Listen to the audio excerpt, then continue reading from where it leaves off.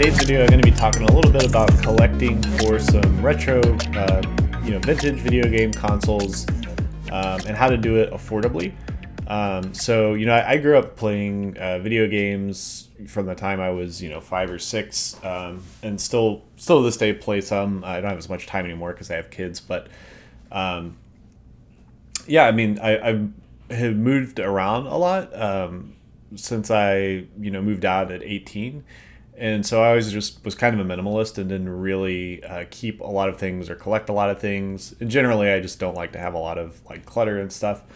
But in the last, 5 years or so, I've settled into a house and, just kind of got like an itch to go pick up some games that I really like from the past. And some of the stuff that I'm really interested in is kind of like late 90s, early 2000s era Sega games and like arcade games. And the Sega systems were really great at the time because they could basically... A big challenge at that point was the hardware that was in arcades could still do a lot more, or do a little bit more at least, than the home consoles could do at the time. And one of the things that was really cool about like the Sega Saturn or the Sega Dreamcast is they were very close to the hardware that Sega actually used in the arcades. So it was much easier for them to do arcade perfect ports or nearly perfect arcade ports.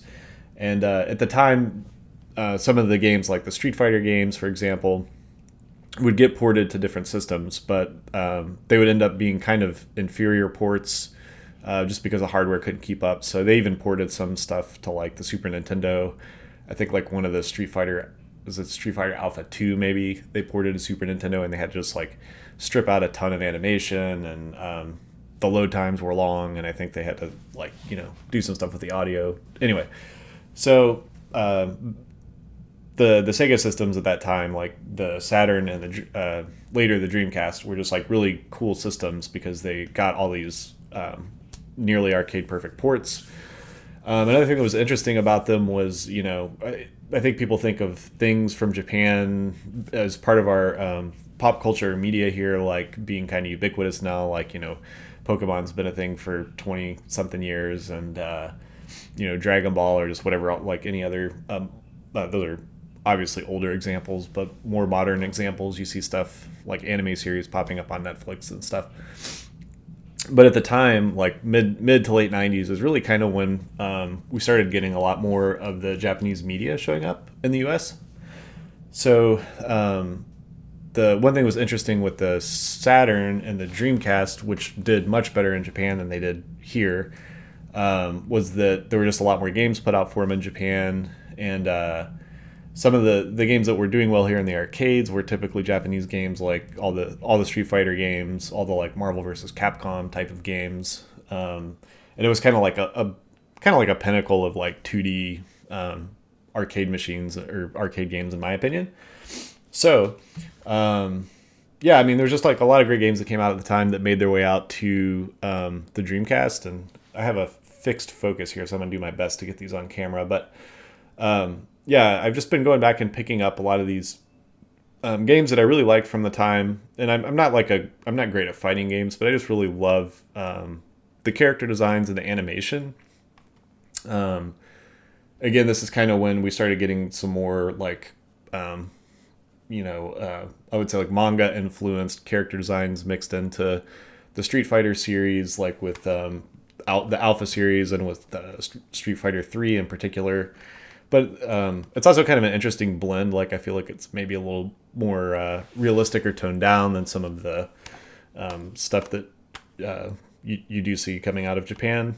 And one thing that's hard to capture in these games is like because the image quality is a bit lower. I think some people might not go back and look into them, but like the animation in these games is really fantastic. It's like some of the best animated characters, even though like they can be like kind of pixelated and low pixel count, but they're just very fluid and dynamic, and like they still feel more loose and like lifelike to me than animations that you get with Street Fighter 5 or Street Fighter 4.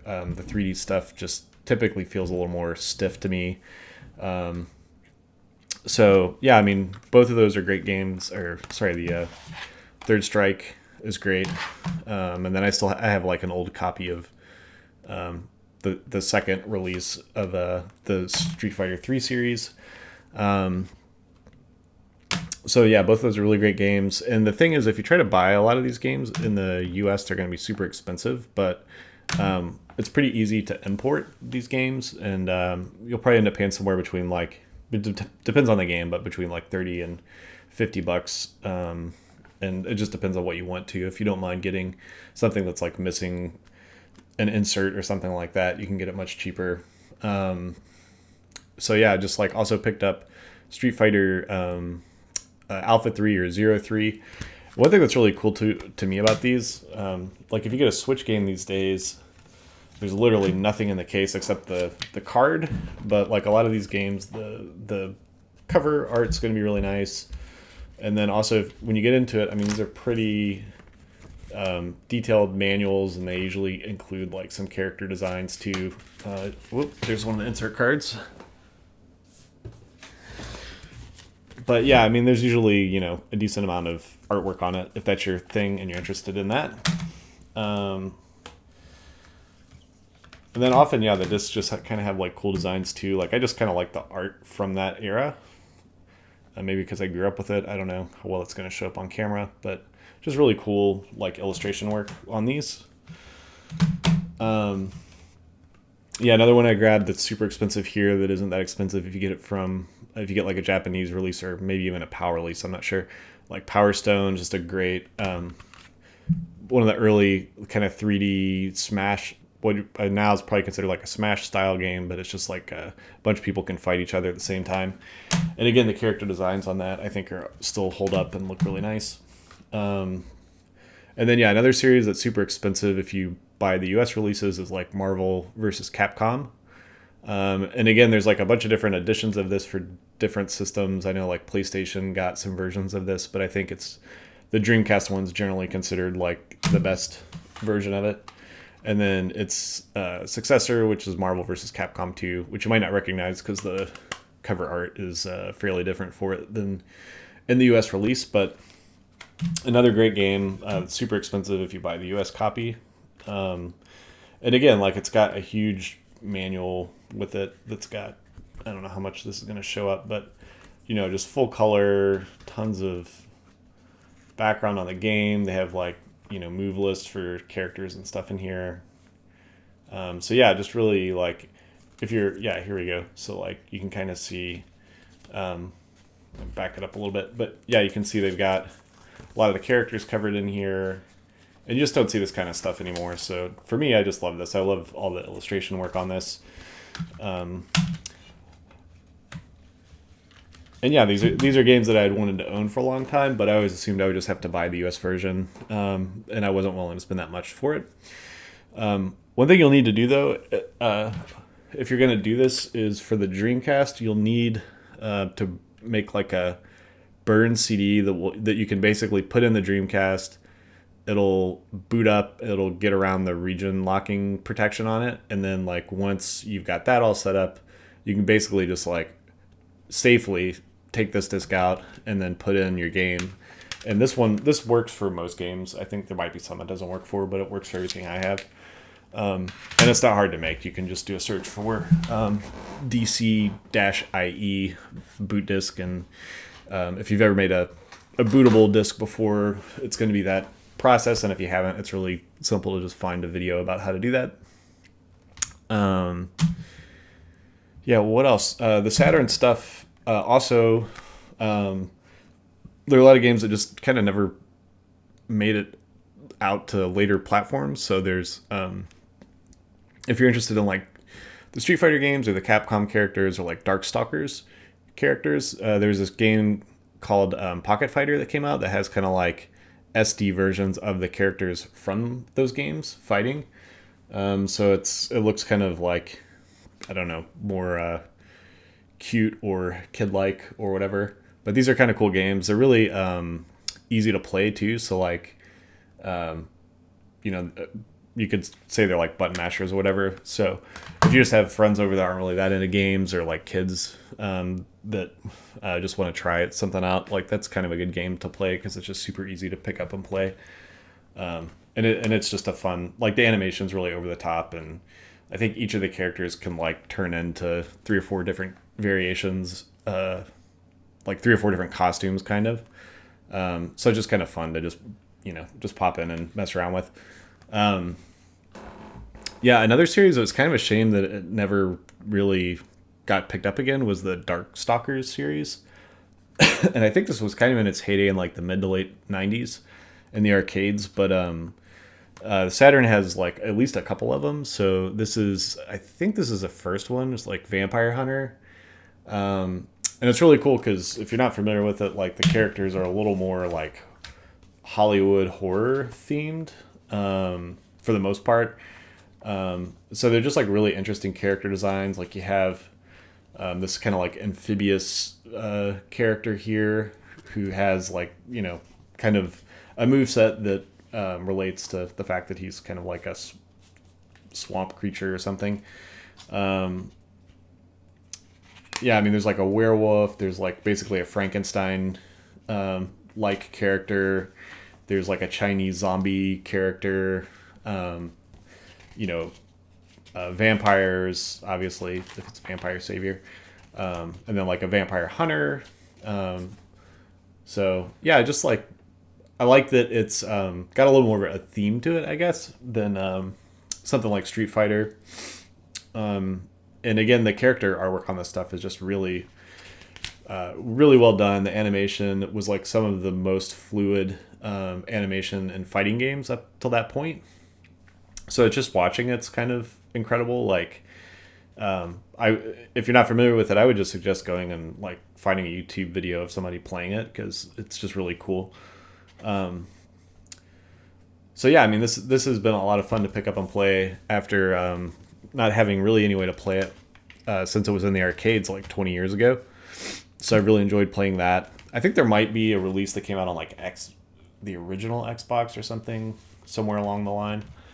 And then what else? Yeah, so there's like a later release of it that has more characters.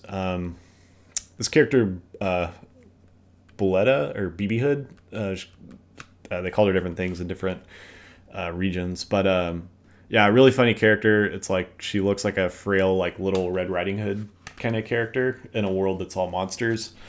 But she's like not at all what she appears to be. Like she has machine guns and grenades and spike balls and all kinds of stuff in her arsenal. So yeah, just kind of funny, cute character. But yeah, I mean, there's other games too. Like this isn't necessarily one of my favorite games. I do happen to have the US release of this, but like Shining Wisdom, this game is, I don't even know. I think it's probably close to $400 now if you get the US release. But you can get the Japanese release for really inexpensive. It's like $30 or something. It may not even be that much. And again, this is one that has like a crazy big art book. A crazy big manual with art and stuff in it. I don't know how well that's going to show up, but these games, they definitely put some time into the packaging on these, and the artwork's just really well done and also very nostalgic, I think, for me. There's some other games too, like, so if you're going to do this, it works better with games that are just action games because you don't have to be able to read Japanese. And really a lot of them, like the fighting games, the menus are pretty much just going to be in English anyway. So you don't have to worry about that too much. If you are interested in like strategy games or RPGs, it's going to be harder. Like I picked up, this is one of my all-time favorite games, Dragon Force. It's a really unique game. It's a strategy game where you command armies, and you kind of like show up on one side of the map with your army and your general, and then the other team shows up on their side of the map with their units and their general. And you have to like command the units to fight together with each other, and there's different strategies you can use, and you can like change up your tactics as it's going on. And then eventually, like whichever side runs out of units, like that, their general will fight the remaining units. And then once that's over, like the generals will actually like duel and fight each other. It's just a really cool like the game has a lot of really interesting, unique things about it, and I just had never played anything else like it. But buying this again is in the U.S. If you buy this, is going to be like a $300 or $400 game. So yeah, I think I picked this up for like $35 or something through eBay. But the problem is with it, it does have a lot of text and a lot of menus. So you either need to be patient and be able to like, experiment and figure out how it works, or, have some kind of like translation or whatever available to you. But I was just happy to own a copy of it. I just don't really have a lot of time to sit down and play a long strategy game, but it was just fun, yeah, to get a copy of this game that I really liked. And again, this game has like, so here's the manual. It's really pretty in-depth. I mean, these are not small manuals. Lots of artwork in there. Yeah, it's actually pretty impressive how much artwork they packed into that. And then this is a 2-disc set. Let's see if I can get this thing open here. Well, I don't want to jam it, but let me see if I can get the other side open at least.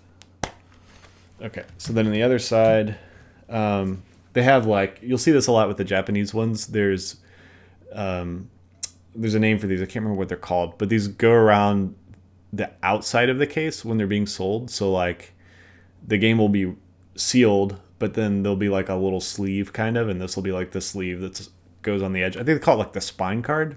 So that's like the spine card. This is, I don't know what this is actually. I think this is some kind of like registration card or something you can send in. Let's see, name, birthday. Yeah, I don't know exactly what this is. What does it say? Game Anketo? Game Anketo? I don't know what it is. But yeah, there's like ads in here. So there's like, there's just cool. There's like full color, old ads from when the game came out, probably sometime in the 90s. Yeah, just some more stuff on like other games. So here's Panzer Dragoon Zwei. And then, this one comes with a map. So this is like a strategy map where you have, a strategy game where you have a nice overworld map that you use a lot of the time. So this has that map of like, this is like what you're playing on about a third of the time in the game when you're looking at it. And then I don't know what this is back here. I think these might be the different like unit types and their strengths and weaknesses and stuff. If you gave me a little bit, I might be able to read some of it. Yeah, one of the lists is an item list. Two of them are item lists, different kinds of items.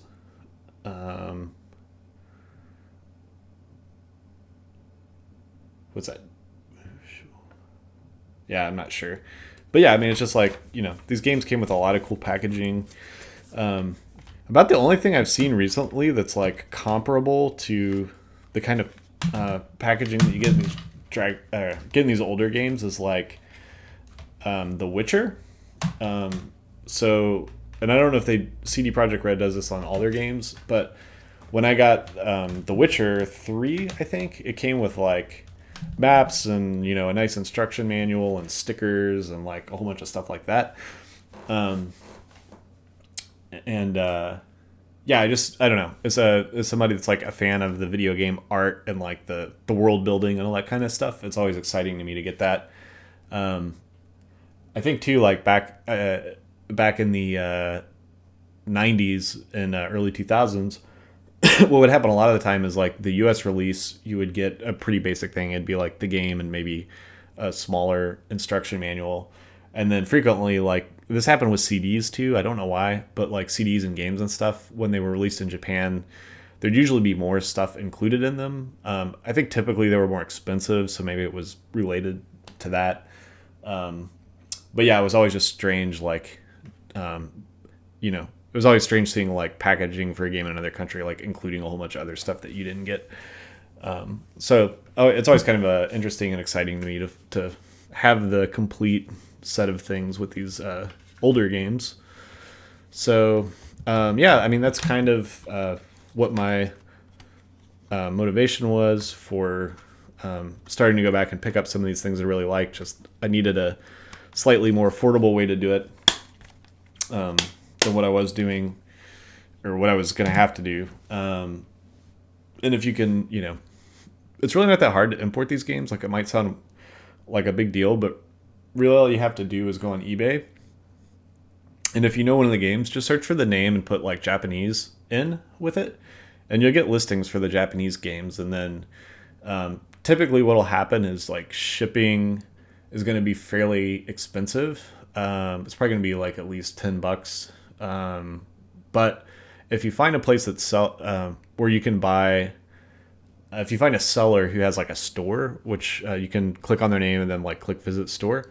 Well, it happens a lot of times is they're like a legitimate big shop that sells used games.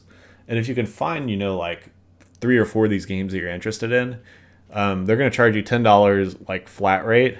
But then for each additional game, they'll charge you, it varies, but it's probably going to be like another couple bucks, $2 or $3 per game. So if you can find, 3 or 4 games, your total shipping will end up being like $20 or something, but then you'll get a bunch of games versus paying like $10 every time you want to get a game. And if you're going to, if you're going to be importing them too, it's worth it just to get a few at a time if you're interested. At least in my opinion, it is. One thing I found too is the shipping. Like, there have been times where on the same night I've purchased a couple games from Japan and I've purchased a couple games from somebody in Colorado, and I'm on the West Coast. And like, I got the shipments from Japan within 4 or 5 days, like delivered door to door. And the shipment from Colorado like could take a week and a half or 2 weeks. So I can't, obviously I can't guarantee it's always going to happen that way, but I've done enough of these that it's pretty rare that it's taken more than a week for something to show up ordered from Japan. So, and that's even when they've included notices saying like, shipping's slowed down because of COVID or because of import or export restrictions or whatever. So it could just be that I've gotten really lucky, but yeah, typically it takes about, 4 to 6 days for something to make it from there to me. But yeah, your mileage may vary on that. But yeah, I mean, I think just like on the whole, it's been fun picking up some of these games. It's nice having them on the shelf and just being able to like pick them up and look at them and pop them in and play when I have some spare time. My daughter finds like the Capcom designs to be just like really cute and interesting. So she's gotten interested in the Darkstalkers games. I play those with her sometimes. We've definitely played some Pocket Fighter. Both of my kids like Spider-Man, and they like Captain America and some of the other Marvel characters. So it's kind of been fun with how popular those characters are now to go back and like pop in Marvel versus Capcom and play some of those games. So if your kids are into that, they might enjoy that too. So anyway, yeah, thanks for watching. And yeah, if you have any, thoughts on picking up some of these older arcade games, or, if you want to share games that you're, nostalgic or have nostalgia for and want to collect, yeah, just drop some comments below. I'd be interested to hear about that. But yeah, thanks for watching, and I will see you in the next one.